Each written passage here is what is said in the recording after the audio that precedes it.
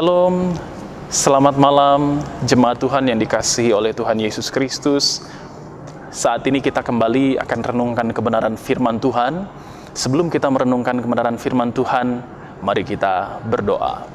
Tuhan, kami siap untuk merenungkan firman Tuhan dan kami mau menjadi pelaku firman Tuhan yang taat dan setia pada kebenaran-Mu. Untuk itu Tuhan berbicaralah kepada kami, kami siap untuk kebenaran firman Tuhan. Berkati semua jemaat Tuhan dimanapun berada hari ini, tuntun kami dalam perenungan kami akan firman Tuhan. Di dalam nama Tuhan Yesus Kristus kami berdoa, haleluya, amin. Puji Tuhan, Bapak Ibu Saudara yang dikasihi Tuhan Yesus Kristus, saya percaya kita semua dalam perlindungan Tuhan kita Yesus Kristus, dan semoga kita semua dalam keadaan yang sehat selalu. Kita saling mendoakan satu dengan yang lain, kita saling menguatkan walaupun kita tidak berjumpa, tapi kita bisa menguatkan satu dengan yang lain dengan doa kita. Kita percaya Tuhan memberkati kita semua dan kita menjadi pendoa satu dengan yang lain. Jemaat Tuhan yang dikasihi Tuhan, saat ini kita merenungkan firman Tuhan sesuai dengan urutan kronologis peristiwa karya Kristus dari kematian kebangkitannya setelah 3 hari, lalu saat-saat ini selama 40 hari setelah kebangkitannya Yesus menampakkan diri kepada para murid.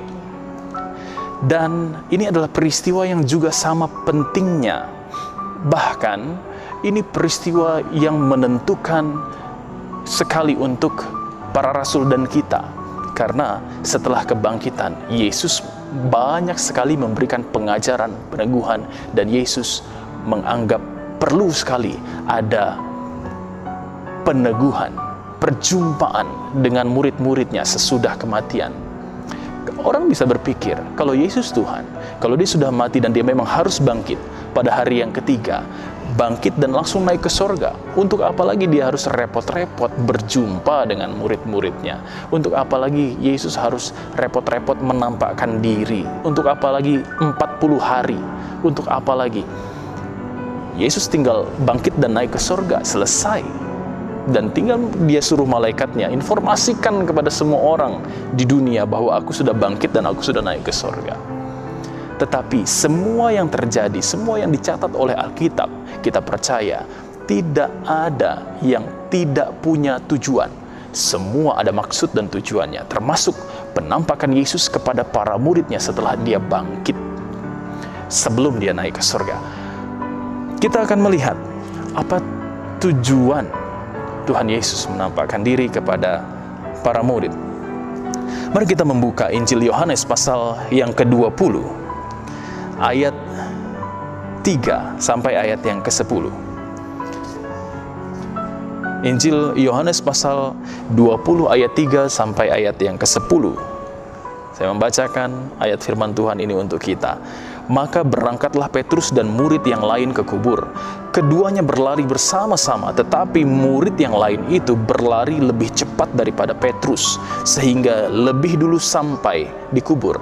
Ia menjenguk ke dalam dan melihat kain kapan terletak di tanah. Akan tetapi ia tidak masuk ke dalam. Maka datanglah Simon Petrus juga menyusul dia dan masuk ke dalam kubur itu. Ia melihat kain kapan terletak di tanah, sedang kain peluh yang tadinya ada di kepala Yesus tidak terletak dekat kain kapan itu, tetapi agak di samping di tempat yang lain dan sudah tergulung. Maka masuklah juga murid yang lain terlebih dahulu sampai di kubur itu dan melihatnya dan percaya, sebab selama itu mereka belum mengerti isi kitab suci yang mengatakan bahwa ia harus bangkit dari antara orang mati. Lalu pulanglah kedua murid itu ke rumah. Ini pengalaman Rasul Petrus.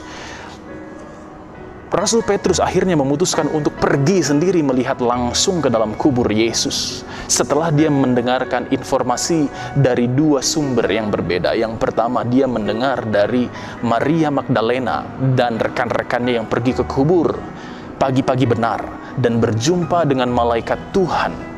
Lalu malaikat Tuhan memberitahukan bahwa Yesus sudah bangkit. Yesus sudah tidak ada di kubur ini, tapi dia bangkit.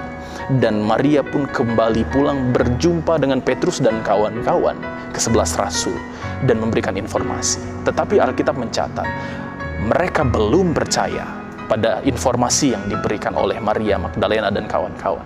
Kemudian ada lagi informan yang berbeda, yaitu Kleopas dalam Injil Lukas pasal yang ke-24. Dalam perjalanan Kleopas dan satu rekannya menuju ke Emmaus, Yesus menampakkan diri kepada mereka.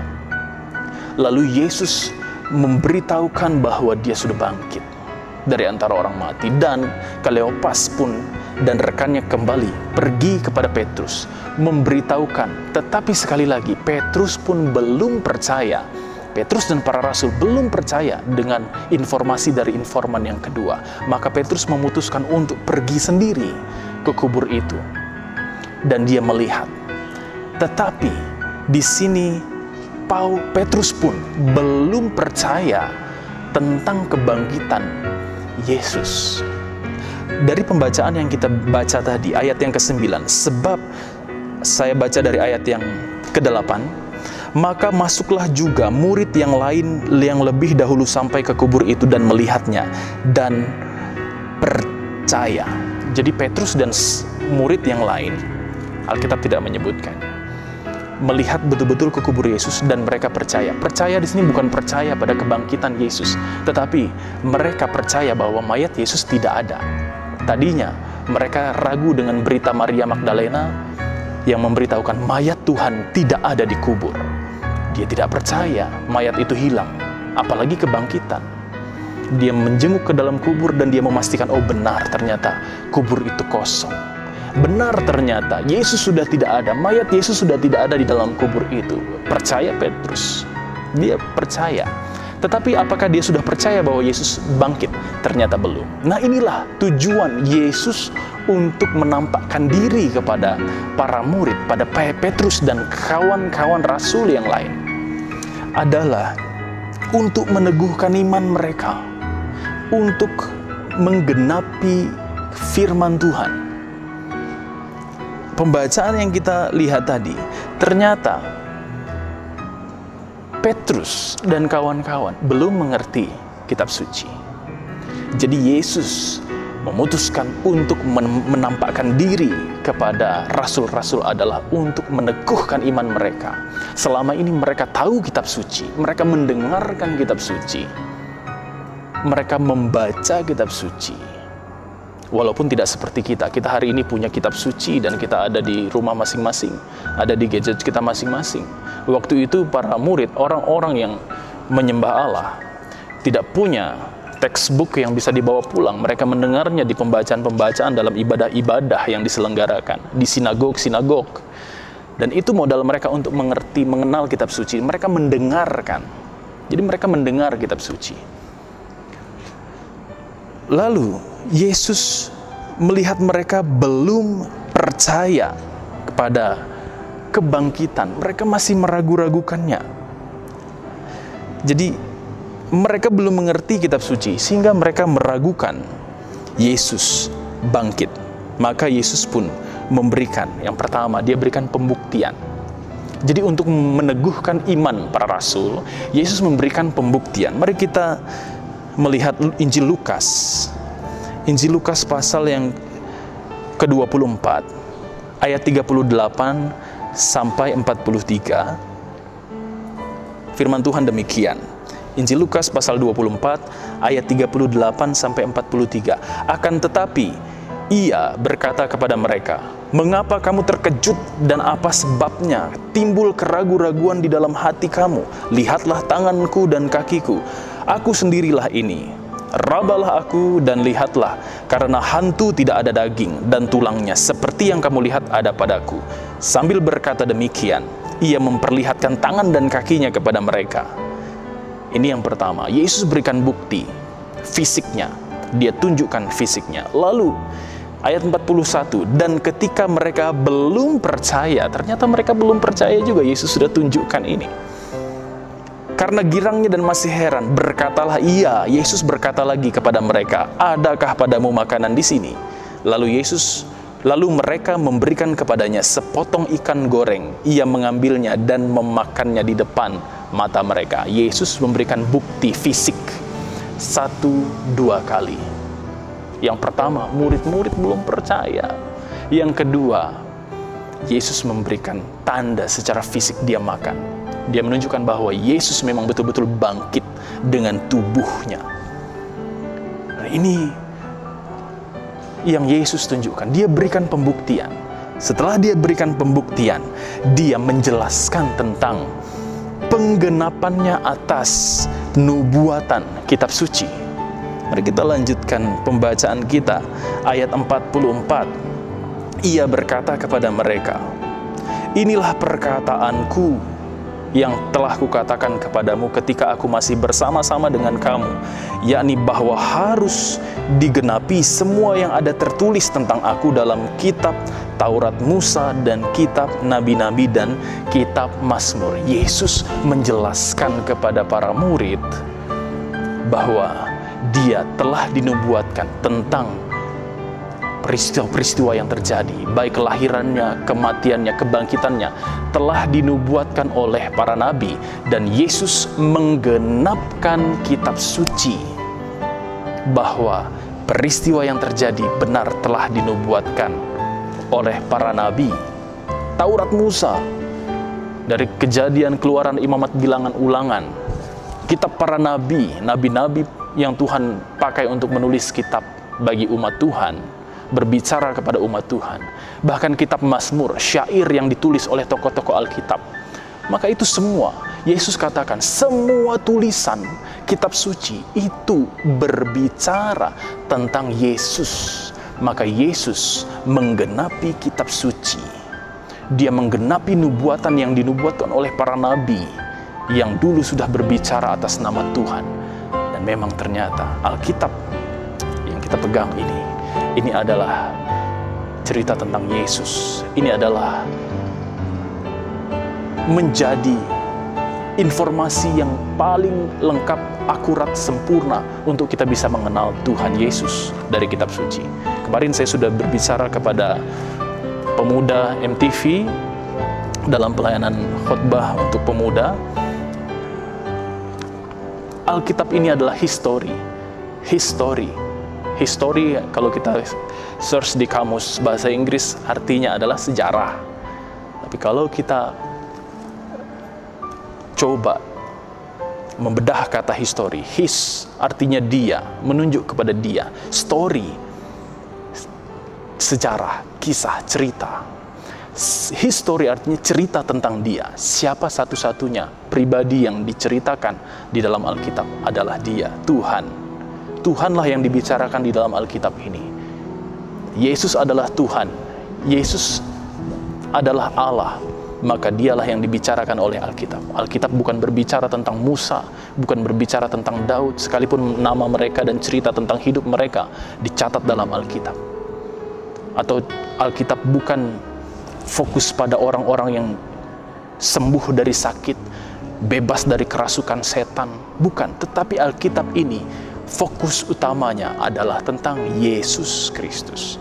Maka Tuhan Yesus menganggap penting kitab suci di hadapan para murid. Yesus menunjukkan betapa pentingnya kitab suci untuk dimengerti.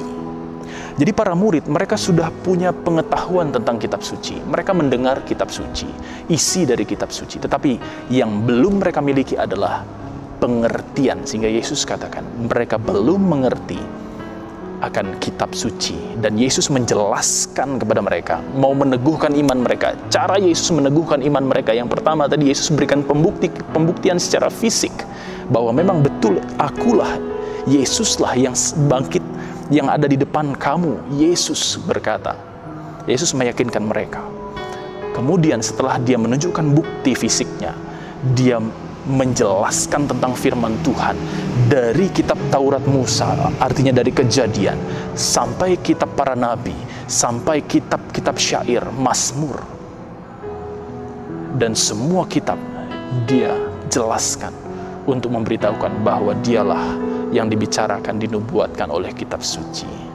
Maka para murid pun mendapatkan peneguhan. Nah, Bapak Ibu Saudara yang dikasihi oleh Tuhan, dari poin ini kita bisa melihat bahwa betapa Yesus menganggap kitab suci itu begitu penting untuk meneguhkan orang percaya Hari ini kita adalah orang percaya, kita adalah murid Yesus. Seberapa pentingkah kitab suci hari ini bagi kita? Seberapa pentingkah Alkitab bagi kita hari ini? Sebagaimana Yesus menganggap kitab suci ini begitu penting, baiklah kita menganggapnya juga begitu penting. Sebagaimana Yesus menjelaskan kitab suci kepada murid-murid, untuk murid-murid diteguhkan mengenal Yesus dengan benar melalui kitab suci. Demikian juga kita perlu mengenal Yesus dengan benar melalui kitab suci. Jadi kitab suci, Alkitab ini adalah sangat penting untuk kita. Mengapa? Karena kitab suci berbicara tentang Dia. Sekali lagi, kitab suci berbicara tentang Dia, tentang Tuhan, tentang Yesus. Yohanes pasal 10 ayat yang ke-14, firman Tuhan berkata, "Akulah gembala yang baik, dan aku mengenal domba-dombaku, dan domba-dombaku mengenal aku." Indikasi orang percaya, ciri-ciri orang percaya adalah dia mengenal gembalanya, gembala agungnya, yaitu Yesus Kristus. Tuhan bilang, domba-dombaku mengenal aku. Apakah kita mengenal Tuhan? Bagaimana cara kita mengenal Tuhan? Adalah melalui firman Tuhan, karena firman Tuhan berbicara tentang Dia. Marilah kita mengenal Tuhan lebih dalam. Seperti Rasul Paulus katakan Filipi pasal yang ketiga ayat yang ke-10.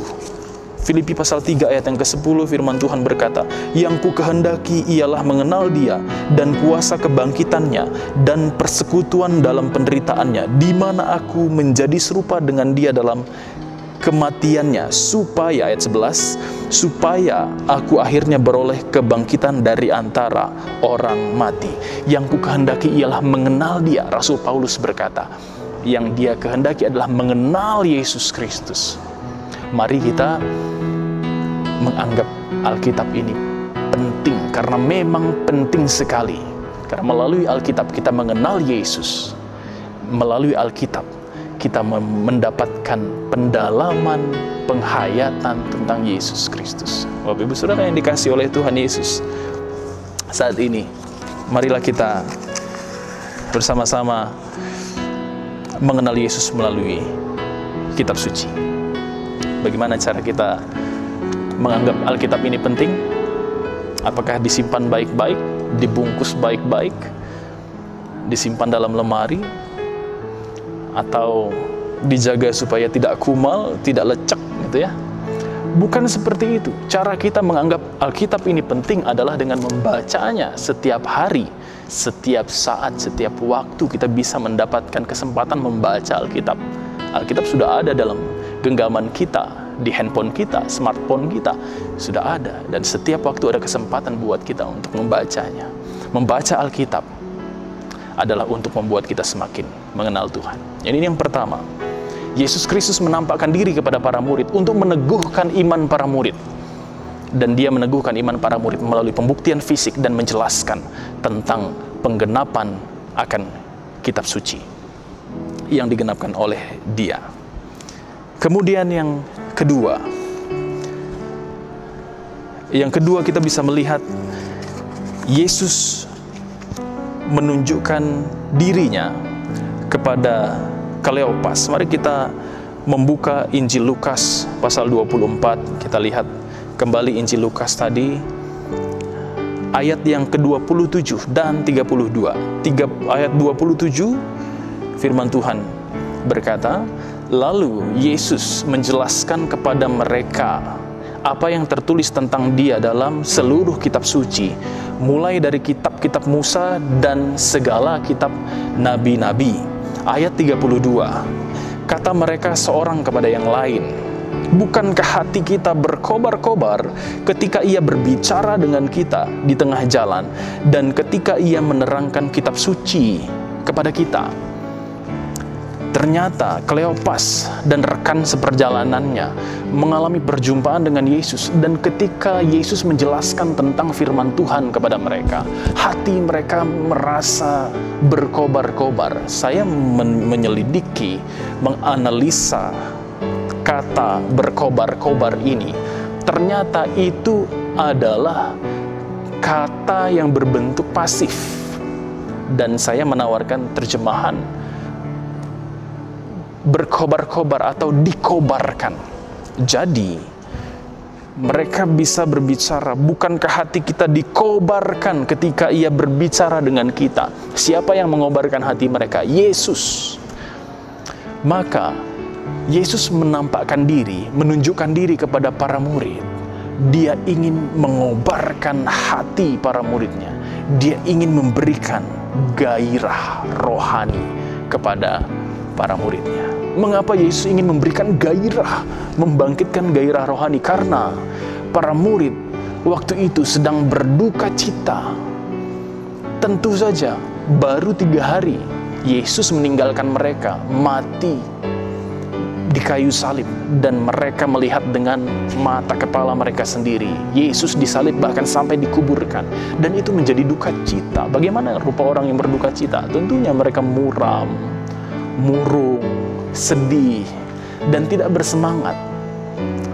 Kita mengerti, mungkin Bapak Ibu Saudara yang pernah mengalami duka cita, kehilangan orang yang dikasihi, orang yang penting, kita merasa tidak semangat. Makan walaupun makanan itu enak, tetapi kita tidak merasa nikmatnya memakan makanan itu karena kita sedang berduka cita. Bahkan ada orang yang tidak mau makan sama sekali ketika dia berduka cita. Kita bisa memahami keadaan psikologi para murid waktu itu. Dan Yesus menampakkan diri kepada mereka untuk memberikan gairah, membangkitkan gairah rohani kepada para murid. Dan memang ternyata Kleopas berkata, bukankah hati kita dikobarkan ketika Dia berbicara dengan kita? Dan ini menjadi gairah yang begitu luar biasa.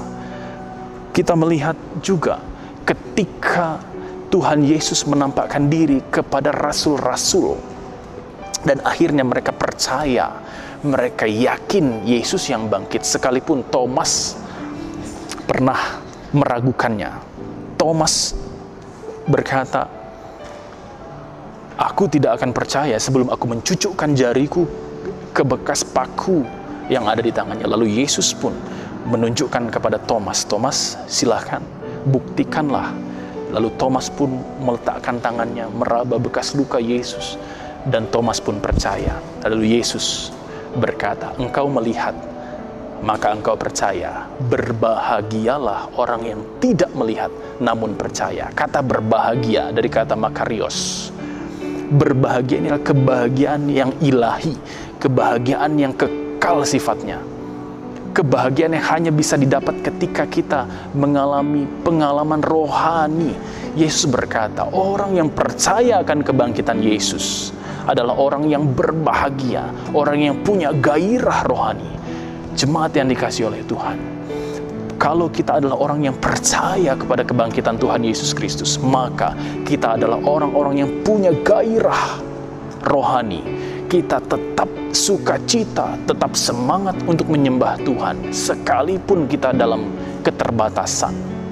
Hari ini, keadaan karena COVID-19, situasi yang tidak kita inginkan, social distancing, dibatasi ini dan itu, kita terbatas. Tetapi orang-orang yang percaya kebangkitan Yesus, percaya pada karya Kristus, adalah orang-orang yang punya gairah secara rohani. Dia tetap semangat beribadah sekalipun belum mendapat kesempatan hadir di gereja. Dia tetap semangat untuk berdoa sekalipun situasi tidak baik. Dia tetap semangat baca firman Tuhan sekalipun ada banyak godaan, ada banyak tantangan, sekalipun ada banyak film-film yang menawarkan dirinya. Saksikanlah aku, tontonlah aku, drama Korea belasan, puluhan episode bisa ditonton, bisa disaksikan. Mengapa untuk membaca Alkitab yang memberikan gairah rohani, yang dapat meneguhkan iman kita, mengapa kita tidak mau untuk membacanya? Mengapa kita tidak mau untuk merenungkannya? Maka firman Tuhan hari ini, Yesus menampakkan diri kepada para murid untuk memberikan gairah rohani. Renungkanlah, apakah kita hari ini masih merasakan gairah secara rohani? Jangan kita merasa gairah kita secara rohani menurun, tetapi renungkanlah peristiwa kematian, kebangkitan Kristus. Maka kita akan bergairah. Tentunya tidak bisa lepas dari perenungan kita akan firman Tuhan. Inilah firman Tuhan yang saya ingin bawa kita renungkan pada hari ini, Bapak Ibu jemaat Tuhan yang dikasihi oleh Tuhan Yesus Kristus. Memang ada hal-hal lain, tetapi dalam kesempatan ini saya hanya membawa kita membahas 2 poin ini, dan kiranya nanti dalam kesempatan berikutnya kita bisa membahas poin selanjutnya untuk kita bisa perhatikan apa tujuan Yesus menampakkan diri kepada para murid. Jadi kita bisa merenungkan hari ini, Yesus ingin meneguhkan iman para murid, dan Yesus ingin memberikan gairah rohani. Maka aplikasinya bagi kita, baca firman Tuhan, karena inilah yang meneguhkan para murid. Inilah yang mereka tulis, ini mereka beritakan kepada kita. Lalu bergairahlah kita secara rohani. Gairah itu bukan kita yang buat. Sekali lagi, kata berkobar-kobar itu adalah bentuk pasif. Yesus yang mengerjakan gairah itu ketika para murid mendengarkan kebenaran firman Tuhan.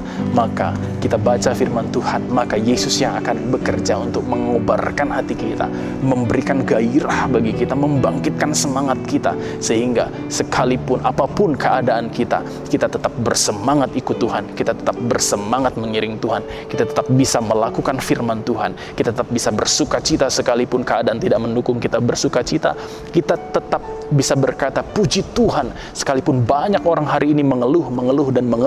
Banyak orang hari ini bersedih. Banyak hari ini orang yang mengatakan kata-kata negatif. Kita tetap bisa mengucapkan kata-kata yang positif. Ini firman Tuhan bagi kita. Kiranya kita diberkati. Mari kita berdoa.